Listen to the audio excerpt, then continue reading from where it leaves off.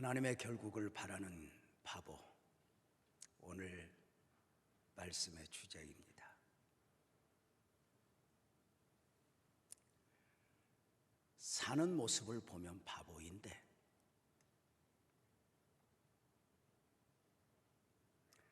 중요한 결정을 내리고 선택을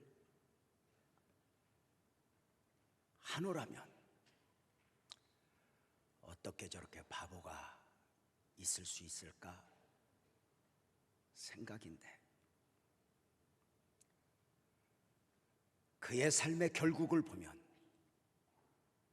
바보가 아니었다는 것입니다. 사람들은 대부분 바보이기보다는 좀 더 똑똑한 사람으로 살고 싶어 합니다. 가치관이 분명하고 무엇인가 중요한 결정을 내리고 선택을 할 때 조금은 긍정적이고 도전적이요, 그렇게 똑똑한 사람으로의 삶을 살고 싶은 것입니다. 목사를 해도 바보 같은 목사보다는 좀 더 똑똑한 목사, 교회를 섬기는 장로의 역할에서도 그저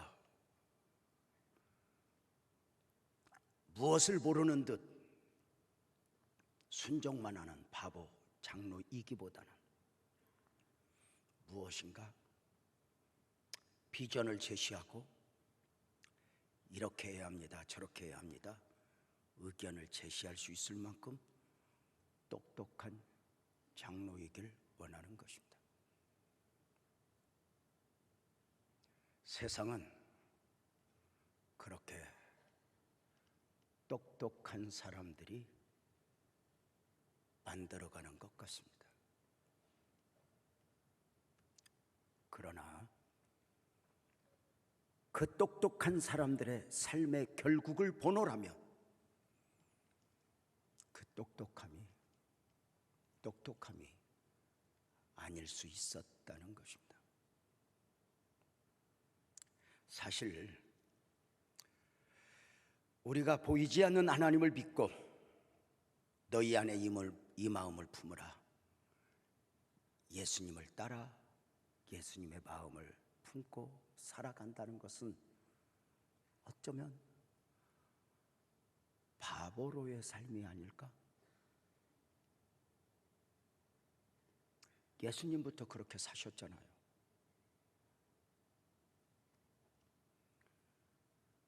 하나님이시면서도 자기를 비워 종의 형체를 가져 하나님이 아니신 듯 사셨고, 하나님이시기에 그 지혜에 있어, 그 판단에 있어 완벽하셨음에도 불구하고 순종으로 사역을 감당하셨으니 말입니다. 우리는 종종 누군가 좀 부족한 사람, 모르는 사람이 순종하는 것으로 생각하지만 예수님은 그러하지 않았습니다. 예수님의 삶의 결국, 마지막 공생의 사역에서도 마찬가지입니다. 하나님이신 그분이, 바다를 잔잔케 하실 수 있는 그분이, 죽은 자를 살리시고 없는 것도 있게 하실 수 있는 그분이, 무엇이라도 하실 수 있는 그분이 때리면 맞고 끌고 가면 끌려가고 침뱉으면 침뱉음을 당하며 가야바 법정, 빌라도 법정에서 불법 재판 가운데 너는 죄인이라 정죄해도 변명 한마디 하지 않고 털 깎는 자 앞에서 잠잠한 양처럼 그 사역을 감당하셨던 예수님, 역시 바보 아닐까? 그런데 놀라운 것은 그 바보 같은 사역을 통해서 하나님의 섭리, 구속사역이 완성되었으니 그 바보는 바보가 아니었다는 것입니다. 창세기의 중요 인물인 네 사람, 아브라함, 이삭, 야곱, 요셉, 이 네 사람을 학자들은 4대 족장이라 명명합니다. 4대 족장, 그들 네 사람에게는 별칭이 하나씩 있습니다. 아브라함은 믿음의 조상, 이삭은 순종의 조상, 야곱은 기도의 조상, 요셉은 인내의 조상입니다. 그 네 사람 가운데 오늘은 조금은 바보 같아 보이는 순종의 조상이라 불리우는 이삭의 삶에 담긴 하나님의 은혜를 보고자 하는 것입니다. 사실 성도들 이야기를 들어보면 이삭을 좋아하는 사람들은 그리 많이 없습니다. 왜일까? 아브라함을 모델로 삼는 사람, 야곱을 모델로 삼는 사람, 이삭을 모델로 삼는 사람은 많이 있지만, 요셉을 모델로 삼는 사람은 많이 있지만 이삭은 아니다 싶은 것입니다.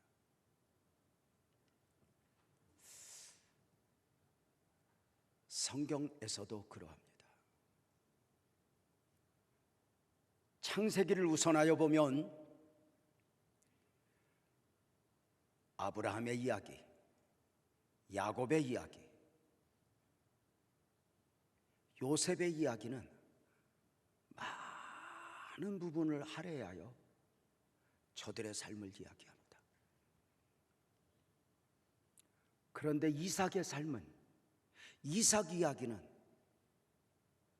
아주 간단하게 소개됩니다. 그것도 아브라함 이야기를 하는 중에 이삭의 이야기가 담겨져 있고, 야곱의 이야기를 하는 중에 이삭의 이야기가 담겨져 있을 뿐입니다. 특출난 사람이 아니었다는 것입니다.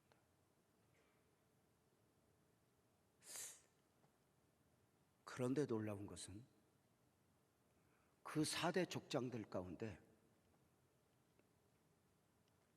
이삭이 가장 평안한 삶을 삽니다. 나중에 보면 그 삶에 담겨진 하나님의 사역도 가장 아름다운 결국으로 보여집니다. 무엇인가 자신의 의지, 자신의 주관,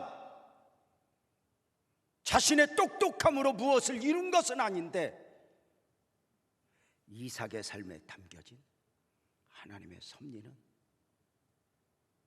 완전했다. 이렇게 말씀을 드릴 수 있습니다. 이삭이 가장 평안한 삶을 살았다. 목사가 그걸 원하거든요.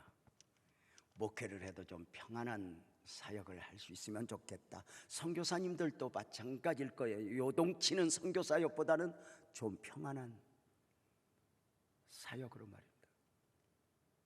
그런데 이삭이가 남달리 평안한 삶을 영위할 수 있었던 이유는 그의 삶에 아무 문제가 없었기 때문이 아닙니다.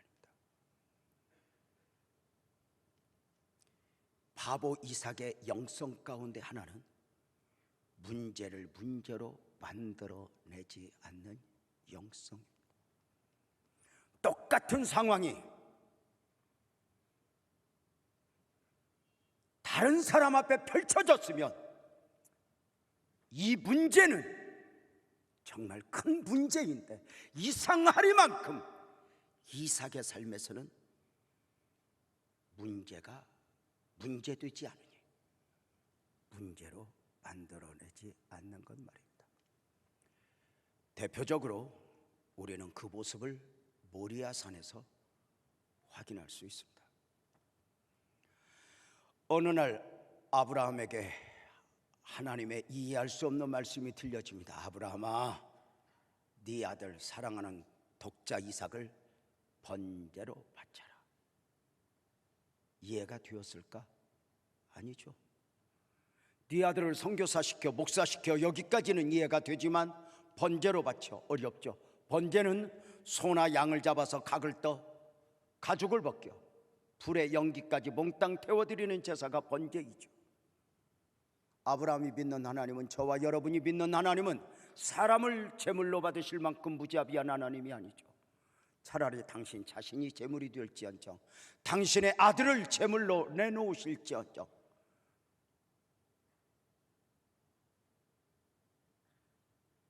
한 영혼을 천하보다 귀히 여기시는 하나님이 아닌 것처럼 네 아들 번제로 바쳐 이해할 수 없는 말씀을 주신 것입니다.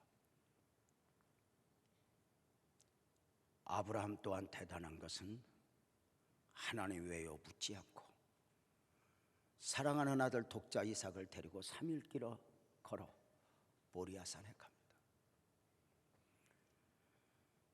모리아산에 오르기 전에 종들에게 지워졌던 나무 등짐을 치우고 종들의 손에 들려졌던 불을 아들 이삭의 손에 들리워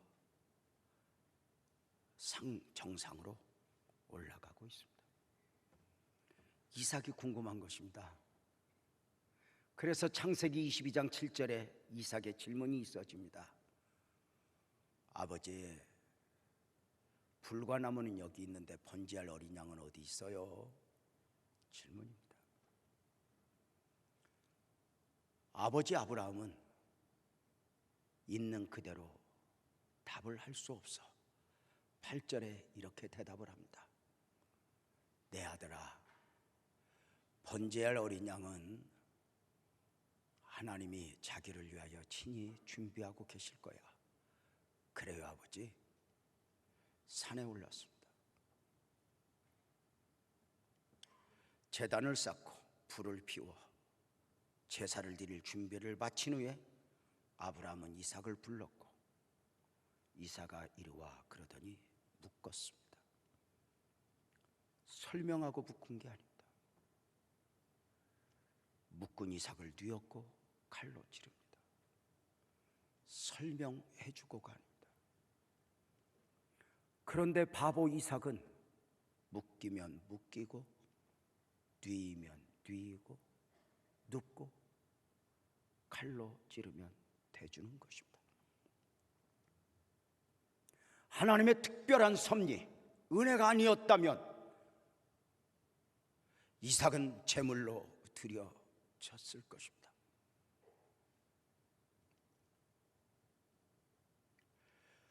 아십니까? 학자들은 모리아 산에서 이삭이 제물로 드려질 때 그 나이를 18에서 25으로 봅니다. 장성했다는 것입니다. 힘이 가장 왕성할 때입니다. 그렇다면 아무 설명 없이 번제할 어린 양은 하나님이 준비하셨을 거야 말씀하셨던 아버지, 그 아버지가 아무 설명 없이 묶고 누이고 칼로 찌를 때 아버지 왜요? 하고 자신의 생각을, 자신의 힘을 쏟을 수 있었습니다. 그런데 그 이삭이 드려지는 것입니다. 아버지처럼 하나님의 음성을 들은 적도 없고 내가 왜 이렇게 제물로 드려져야 하는가 설명을 들은 적도 없지만 그 모리아산 정상에서 바보가 되어 자신을 내어놓는 것입니다. 설교 서두에 이런 말씀을 드렸습니다. 이삭은 특출난 인물이 아닌 것 같아 그의 기록은 많이 없다고 말입니다. 아브라함 이야기를 하는 중에 이삭의 이야기, 야곱의 이야기를 하는 중에 이삭의 이야기가 담겨 있다고. 그런데 어느 날부터인가 이삭이 보이는 것입니다. 그 바보 이삭이 보이는 것입니다. 이삭의 순종이 없었다면 모리아 산에 있어진 여호와 이레의 기적은 없습니다. 이렇게 표현합니다. 아브라함은 믿음으로 자식을 드렸고 이삭은 순종으로 자신을 드렸다고 말합니다. 어찌 보면 자식을 드린 아브라함보다 미련 없이 외여야 하는 줄 모르지만 자신을 드린 이삭이 대단했다고 말입니다.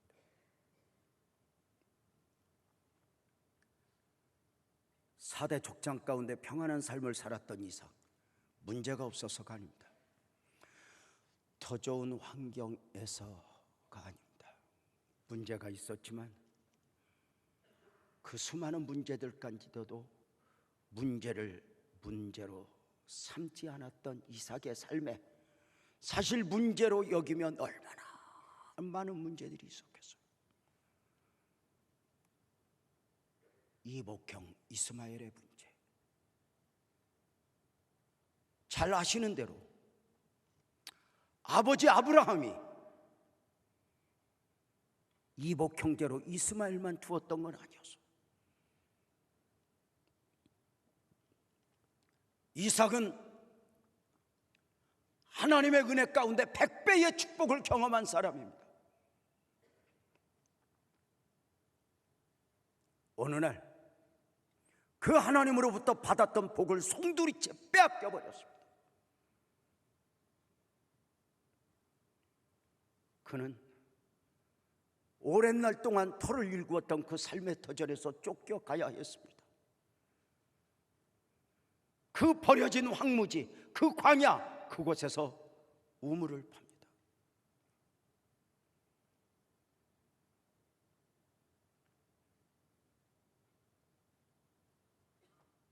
또 빼앗깁니다. 또 우물을 팝니다. 이삭의 삶에서 문제를 문제로 삼으면 얼마든지 문제화될 수 있었는데 그 이삭이 빼앗기는 자로 당하는 자로 한 걸음 한 걸음 살아가니 이런 이삭을 세상은 좋아하지 않습니다. 바보이기 때문입니다. 그런데 어느 날 그 바보가 바보로 아니 보이는 것입니다. 자신의 성향이나 성품에서 그리했다면 바보인데 그에게 편하지 않는 것, 하나님의 결국을 바라는 이삭, 하나님의 결국을 믿는 이삭으로 자신을 놓아버리지 않았기 때문입니다. 오늘 본문 말씀은 이삭을 참 힘들게 하고 이삭의 모든 것을 빼앗았던 사람들, 아비멜렉과 그의 부하들이 이삭을 찾아오면서 시작됩니다. 사실 저들은 이삭을 찾아와서는 안 되는 사람들입니다. 이삭의 모든 걸 빼앗았던 사람입니다. 어쩌면 이삭은 저들을 꿈에서라도 보아서는 안 될 사람들이었습니다. 그런데 저들이 찾아왔습니다. 저들이 찾아와서 창세기 26장 28절 29절에 이렇게 이야기합니다. 그들이 이르되 여호와께서 너와 함께 계심을 우리가 보았어, 이렇게 말합니다. 어떠세요? 저들은 하나님을 믿는 사람들이 아닙니다. 하나님을 볼 수 있는 사람들이 아닙니다. 그런데 이삭을 보면서 이해가 되지 않는 것입니다. 어떻게? 그래, 저들은 인간의 상식, 사람 안에서 답을 찾을 수 없어 이삭의 삶을 보면서 이렇게 말한 것입니다. 여호와께서 너와 함께 계심을 보았어. 하나님은 보이지 않는데 너를 보니 하나님이 보여. 그리고 너는 여호와께 복을 받은 자야. 이렇게. 사업에 성공했는데 네가 똑똑해서 이 사업을 이루었거나가 아닙니다. 누구보다 큰 것을 이루었는데 너 머리가 좋구나가 아닙니다. 자신들이 보기에 이삭이 바보인데 그의 삶의 결국을 보니 은혜를 입었고 복을 받았습니다. 저들이 말하는 것입니다. 하나님을 모르는 저들이 이 복은 네가 만든 게 아니야. 하나님이 복을 주셨어. 그때부터 저들이 이삭이 무서운 것입니다. 보이지 않는 신이 함께하는 저 이삭,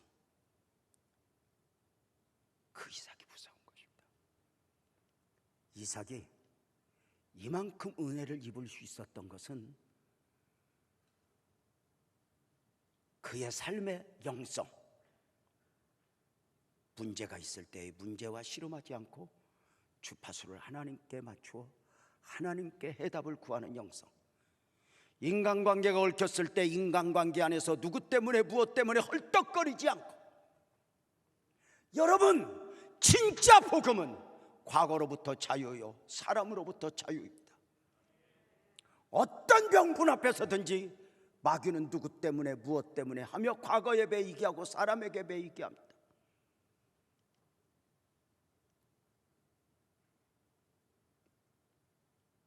우리는 이삭의 삶을 보면서 이렇게 말합니다. 누가 나를 힘들게 해도 위로는 하나님께, 누가 내게 손해를 입혀도 보상은 하나님께, 이렇게 말합니다. 하나님을 알고 교회를 다니고 믿지만 하나님을 모르는 자처럼 사는 것이 아니라 모든 상황 속에서 말입니다.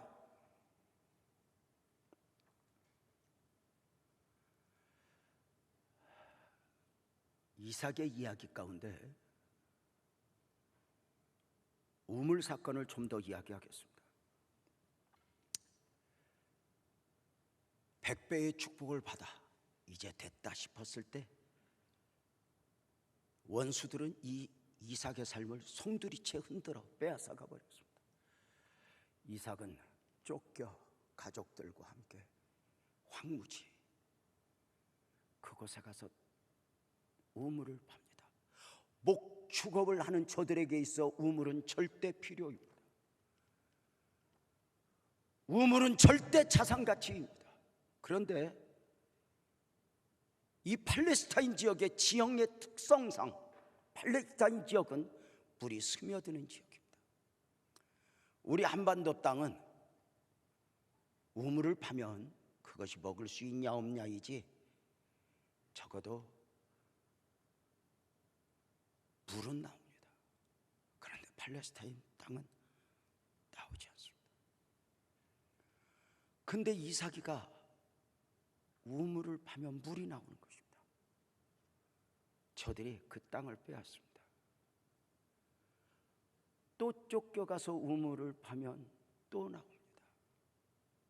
한 번, 두 번, 5번, 10번 끊임없이 우물을 팝니다. 언제까지? 그 원수들이 포기할 때까지. 하나님의 은혜가 그래요. 하나님의 사역의 결국을 보기까지는 포기하고 싶을 때, 그만두고 싶을 때, 내가 언제까지 이렇게 당해야 돼? 이런 과정들을 수없이 극복하면서입니다. 절로 이루어지는 열매는 없습니다. 자, 언제까지? 저들이 포기할 때까지. 그래서 비로소 이삭은 더 이상 원수들이 자신의 것을 빼앗지 않자 르호봇에 선언을 하니 창세기 26장 22절입니다. 이삭이 거기서 옮겨 다른 우물을 팠더니 그들이 다투지 아니하였으므로 그 우물 이름을 르호봇이라 하여 이르되 이전에 여호와께서 우리를 위하여 넓게 하셨으니 이 땅에서 우리가 번성할 거야. 이제 더 이상 악한 자들이 와서 내 것을 빼앗지 않으니 이곳은 르호봇이야. 그 뜻은 여호와께서 우리의 장소를 넓게 하셨고 택하여 주셨으니 이 땅에서 번성할 거야. 이제 더 이상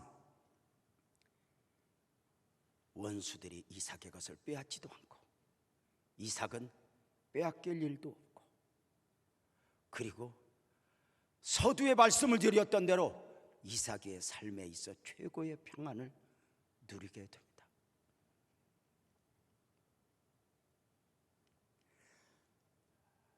이삭은 포기해야 했다면, 사람에게 매여 있었다면, 나를 힘들게 하는 사람에게 매여 있었다면 그는 10번이라도 포기해야 했습니다. 그러나 하나님의 은혜를 입는 사람들의 특징은 강한 사람이 아닙니다. 포기하지 않는 사람입니다. 자신의 의지 안에서가 아닙니다.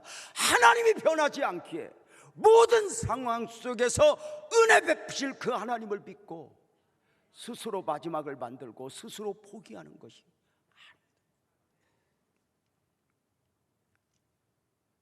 우리 빛나교회 공동체가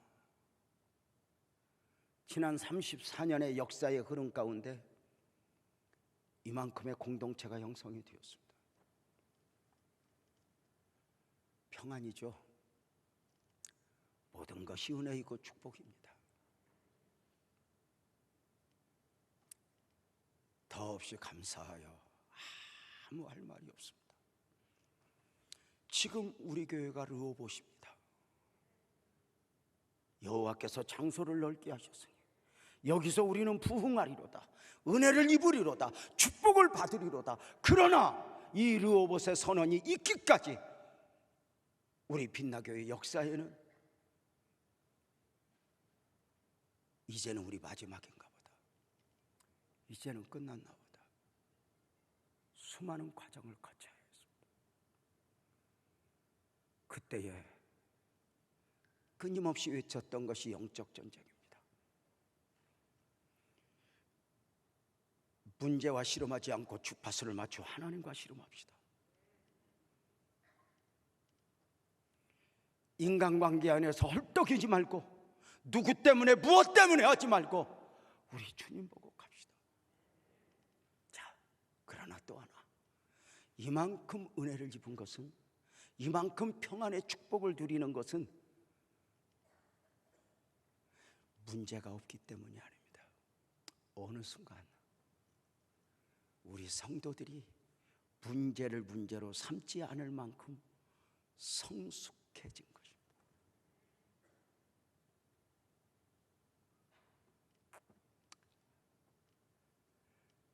이삭은 100배의 축복을 받아본 사람입니다. 이 100배의 축복을 받고 보니 하나님은 언제라도 무엇이라도 하실 수 있는 분임을 믿습니다. 그래서 사람에게 매이지 않습니다.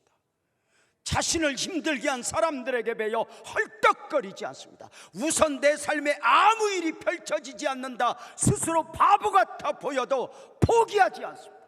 100배의 축복을 받아보았습니다. 수많은 과정을 거쳐 여기까지 오고 보니 하나님의 은혜인 것입니다. 이 평안은 저절로 맺어진 열매가 아닙니다. 르호봇이 선포되었다 해서 앞으로도 아무 일이 없을 거야는 아닙니다. 사람이 사는 곳에 어찌 아무 일이 없었겠습니까? 그러나 이제는 전에와 다릅니다. 문제를 문제로 삼지 않는 영성.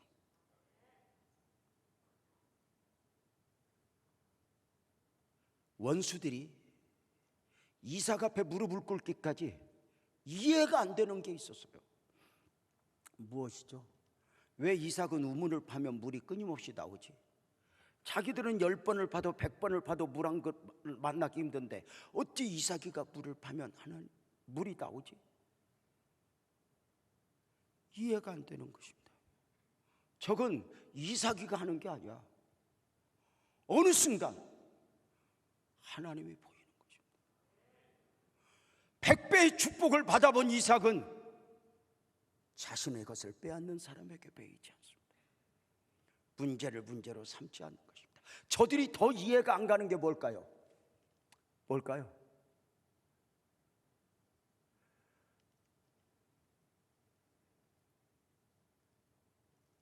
이 정도 우물을 빼앗겼으면 억울해야 하는데, 이 정도 억울한 일을 당하면 포기라도 해야 하는데, 아니, 한 번, 두 번은 참지만 세 번은 참지만, 아니, 베드로가 그러했던 것처럼 7번은 참지만 나는 더 이상 못 참아 하고 그저 너 죽고 나 죽자 싸워야 되는데, 자신들이 먼저 포기하기까지 반응이 없는 거죠. 문제를 문제로 삼지 않는 것입니다. 복음적 그리스도인의 영성, 교회 공동체, 가정 공동체가 평안하다면 문제없는 가정, 문제없는 교회가 아닙니다. 부부가 어느 날 성숙해 있고 웬만한 문제를 문제로 여기지 않을 만큼의 풍성한 성숙이 있는 것입니다. 가난이 문제이고 남편의 성품이 문제이면 여러분 손을 들 수밖에 없습니다. 교회 공동체 또한 빛나교회가 어떤 교회보다 하나님의 뜻대로 사는 교회다, 저는 이렇게 말할 수 없습니다. 우리 빛나교회 공동체는 다음 세대를 준비하고 있습니다. 어느 날 하나님의 은혜 안에서 저는 이제 거기까지, 그리고 우리 유임 목사를 세웠습니다. 저는 이것이 100% 하나님의 뜻이야, 이렇게는 말할 수 없습니다.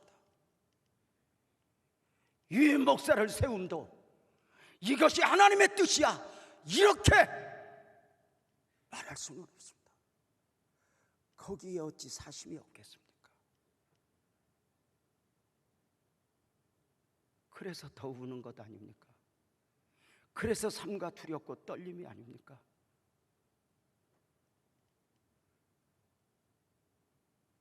목사님 왜 그렇게 결정하셔요? 문제를 삼으면 얼마든지 문제일 수 있습니다.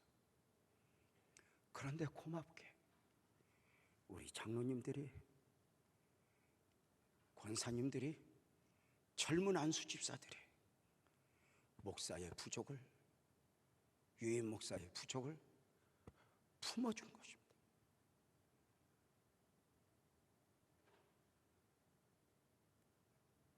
생각이 없었겠습니까?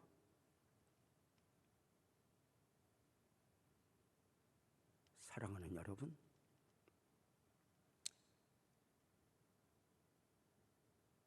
로봇의 은혜가 있기까지 많은 과정이죠. 저들이 이해가 안 되는 거예요. 저들이 이 정도면 억울해야 되는데, 그런데 자기들에게 베이지 않은 하나님이 보이기까지, 이것이 그리스도인의 신비가 아닐까? 우리 예수 믿는다는 것이 그런 것이 아닐까? 힘들면 힘들다고 징징거리고, 억울하면 억울하다고 징징거리고, 빼앗기면 빼앗겼다고 징징거리는 것이 아니라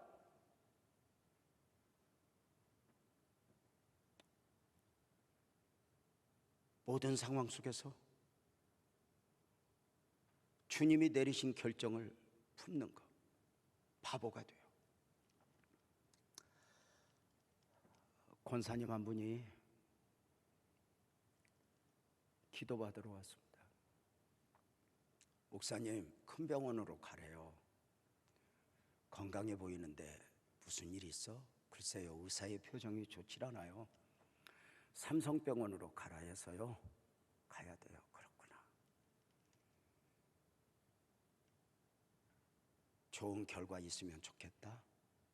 그리고 기도와 함께 병원으로 보내고 저는 지방으로 부흥회를 갔습니다.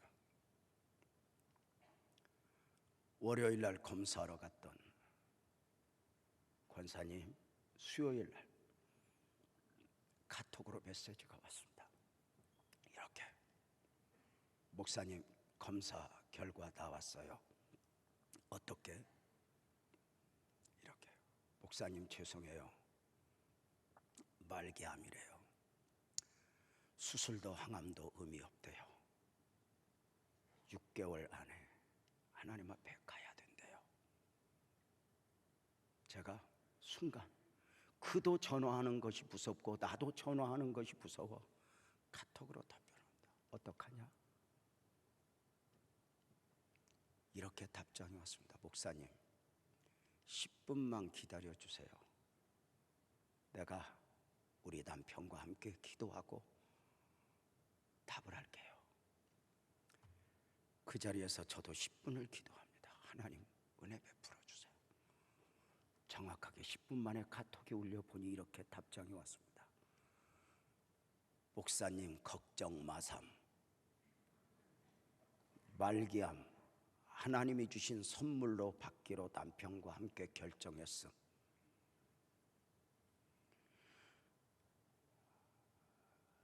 비틀거리지 않겠음. 헐떡거리지 않겠음. 이겨내겠음. 샬롬. 제가 그 자리에서 핸드폰 엎어놓고 하나님, 성경에서 보았던 스데반의 모습을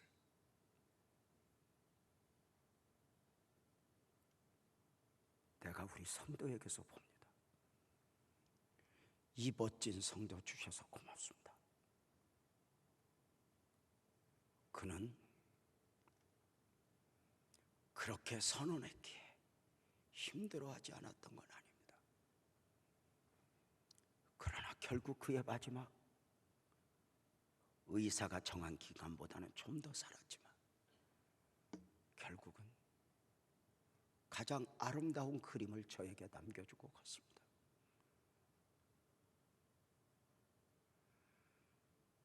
사는 날 동안 사자굴 앞에서 감사할 수 있는 기회가 늘 오는 건 아닙니다.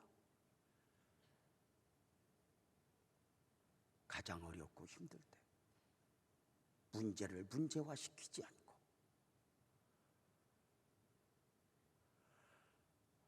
하나님을 모르는 사람들이 하나님을 본 듯,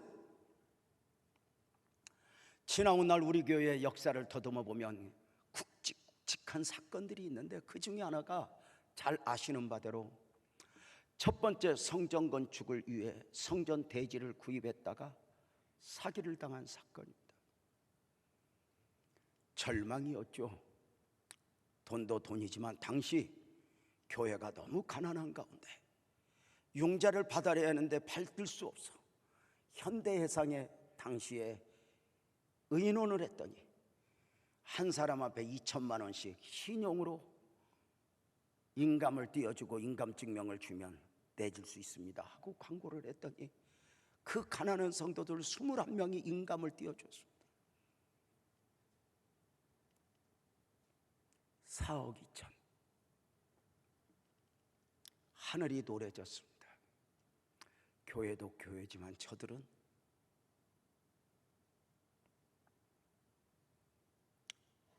그러나 우리의 입장도 우리의 상황도 상황이지만 적어도 당시에 목사가 느끼기에는 이것은 하나님의 음성이었고 하나님의 마음이었습니다. 재판하지 말아라. 양보해라. 쉽진 않았습니다. 어찌할 바 당시 그 중심에 있던 부동산, 거기에 우리 집사님과도 연관이 되어 있던 부동산 다 내려놓았습니다. 그리고 제가 설교했던 대로 주님을 보았습니다. 그리고 어느 날 하나님의 은혜 가운데 이만큼 예배당의 은혜를 입었고 공동체의 은혜를 입은 가운데 우리 교회 권사님 한 분이 화성에서 사업장 오픈을 한다. 예배 드려달라 합니다. 그곳에 갔다. 그 옆칸에 부동산 사장의 얼굴을 보니 바로 우리가 사기당할 때 중심에 있던 인물 중에 하나입니다. 무릎을 꿇듯 인사합니다. 그리고 목사님 죄송했습니다 인사합니다. 그리고 그는 그동안 수없이 많은 사람들에게 빛나교회 목사님을 하나님처럼 얘기했다. 그러면 제가 좋은 마음이었겠어요? 아니, 해답을 알아. 저들 이겨본들 한 가지 원칙이 있어. 누가 나를 힘들게 한다 해서 왜 주님을 봐야 하느냐? 그 안에 해답이 없어. 오늘의 환경이 힘들 때 왜 주님을 봐야 하느냐? 거기에 해답이 없어. 우리가 하나님을 믿으면서도 잘못하면 사람에게 얽혔던 데서 또 다른 사람에게서 해답을 찾아. 그래서 삶이 얽혀. 오늘의 사역지가 힘들다 해서 또 다른 사역지에서 해답을 찾아. 그래서 얽혀. 해답은 주님밖에 없어. 원수들이 어떻게 무릎을 꿇었느냐?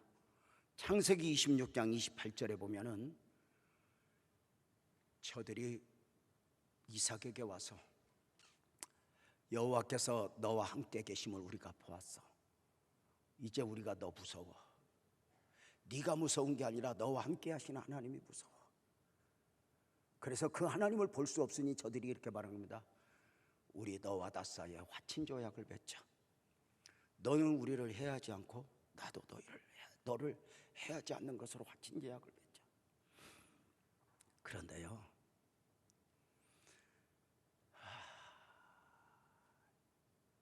이삭이 힘이 없을 때가 아니잖아요. 이제 르호봇의 축복도 받았잖아요. 그런데 하나님 안에서의 바보는 끝까지 바보, 더 큰 바보가 되는 거예요.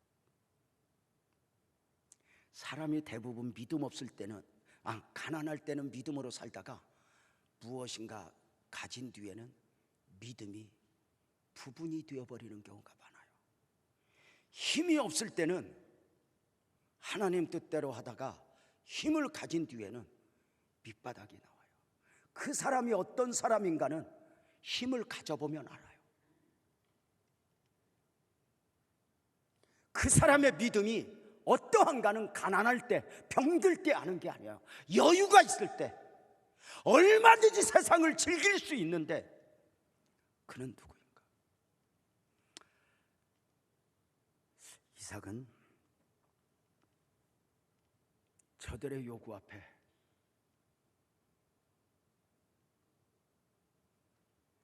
처음부터 저들의 해답이 아니었기에 힘을 가진 뒤에도 저들에게서 해답을 찾지 않으니 오늘 26장 30절 31절에 보면은 이삭은 그들을 환영하여 잔치를 베풀고 그리고 저들이 원하는 대로 화친 조약을 맺은 가운데 우리는 너희를 해하지 않겠다 하며 보냅니다. 무엇입니까? 사람이 힘이 없을 때는 주의 뜻대로 살다가 힘을 가진 후에는 내 생각 가지고 할 때가 있습니다.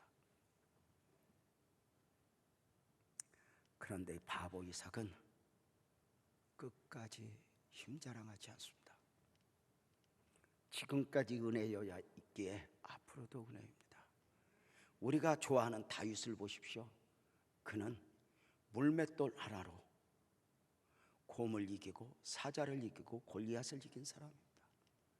그런데 그가 자신을 죽이려 13년을 넘게 몰고 다니는 사울을 향해서는 물맷돌을 들지 않습니다. 그 사울 앞에서 바보가 됩니다.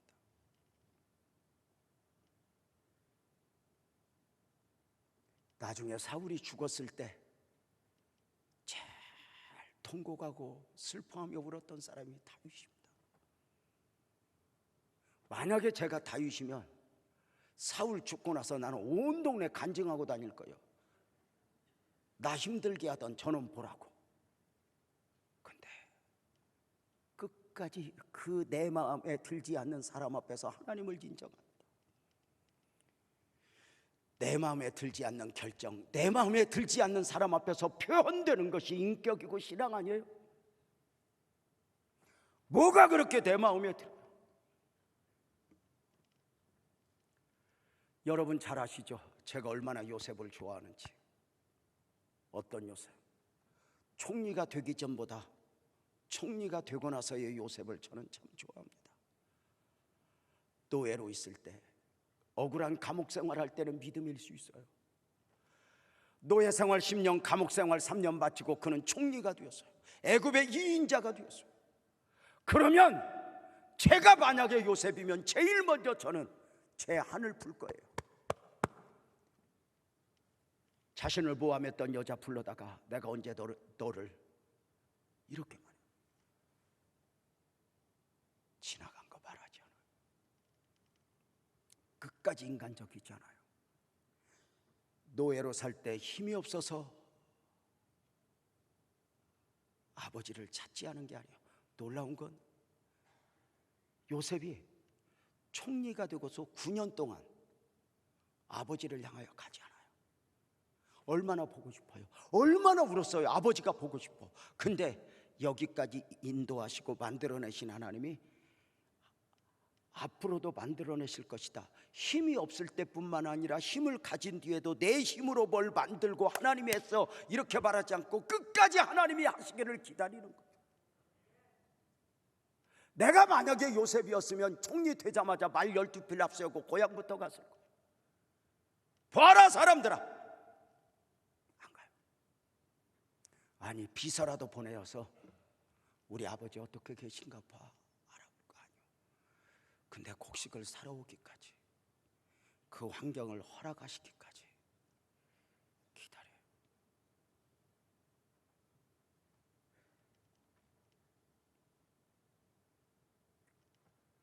가난이 문제일 수 있어요. 그런데 그 가난을 문제 삼고 헐떡거릴 필요는 없잖아요. 우리가 비단길도 걸을 수 있지만 자갈밭길을, 좁은 길을 걸을 수도 있잖아요. 근데 비단길이냐 자갈길이냐 이게 중요한 것이 아니라 그곳에 하나님이 함께 계신가, 하나님과 함께이고 있는가. 나는 오늘 하나님을 놓지 않고 있다면 광야가 광야가 아닐 수 있다. 문제를 문제로 삼지 않는 거죠. 이삭은 이미 르호봇에 선언을 했어요.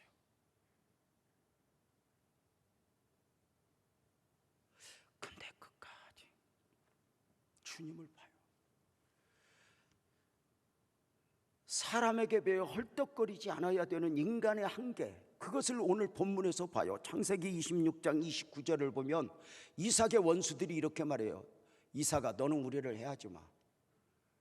우리는 너를 범하지 아니하고 선한 일만 내게 행하여 내게 평안히 가게 했어.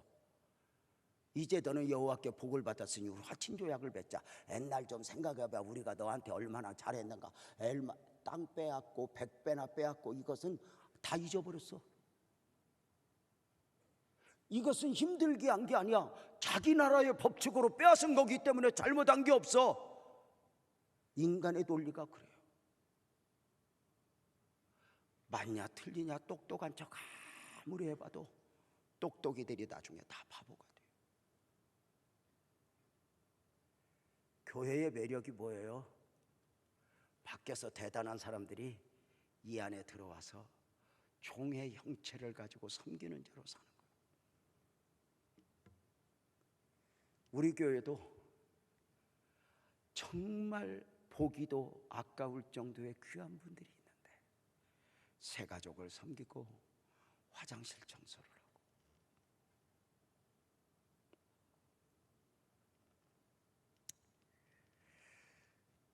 사랑하는 여러분, 이삭은 이제 르호봇의 선언과 더불어 평안해졌어요. 아무 일이 없어요. 원수들도 화친조약을 맺었네요. 그런데 그 이삭은 오늘의 평안함을 믿지 않아요. 친조약 맺은 계약서, 종이 따위를 믿지 않아요. 그는 여전히 주님을 보고 우물을 또 파고 우물을 또 파고 또 파요. 보여지는 삶은 저들에게 빼앗겨 선택의 여지 없이 삶의 거주지를 옮겨 우물을 파고 우물을 파고 우물을 팠는데 마지막 우물을 판 곳이 세바라고 하는 곳이에요. 부엘세바. 이곳이 이스라엘의 경계예요. 단에서 부엘세바까지 이스라엘을 총칭하는 단어거든요. 여기서 뭘 봐요? 이삭은 보여지는 부분은 쫓겨갔지만 빼앗기고 선택의 없이 우물을 팠지만 파고 보니 그것이 하나님 나라 확장의 사명이었어요. 오늘 내가 바보처럼 헐떡거리며 사는 것 같아도 내 삶에 담겨진 하나님의 은혜. 어제 목사님 한 분과 산책을 하는데 안산에서 같이 목회를 30년 넘게 했지만 그저 2층에서 작은 교회 섬기고 계신 목사님이 저한테 이렇게 말해요. 요 목사님 고마워. 요 목사님 나하고 놀아줘서 고마워. 그러면서 이렇게 말해요. 내가 목사님을 만나서 이렇게 오랜 날 동안 평안할 수 있는 이유는 요 목사님은 나한테 한 번도 잘난 체를 한 적이 없어. 늘 우리와 같은 마음을 품어줬어. 깜짝 놀랐어. 잘난 체 하고 싶을 때 많았는데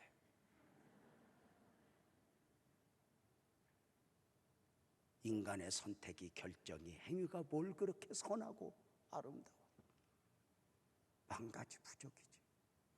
문제를 삼으려면 문제, 나는 왜 이렇게 쫓겨다니며 살아야 돼? 그러나 그 쫓겨진 삶에 사명이 담겨 있다는 걸 누가 알아? 바보같이 살았는데 그 바보 같은 삶에 하나님이 보여졌다는데 우리도 그 길을 가는 거지. 하나님의 결국을 바라는 바보로 2023년을 살아보자는 거지. 그런데 말씀을 들었지만 왜 그렇게 부족한지, 왜 그렇게 바보 같은지. 지나온 나날도 그랬는데 여전히 바보 같았나. 그래서 주님을 더 의지할 수밖에 없지. 여전히 주님이 아니면 안 되는 사람으로 2023년을 살 수밖에 없지.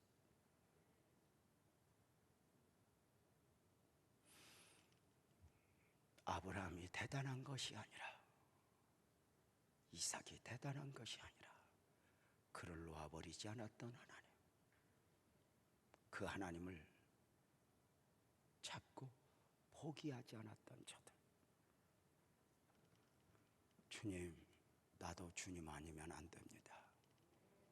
찬송으로 고백하지 않을래요? 우리 모두 자리에서 일어나서 이제 우리 찬송으로 고백합시다.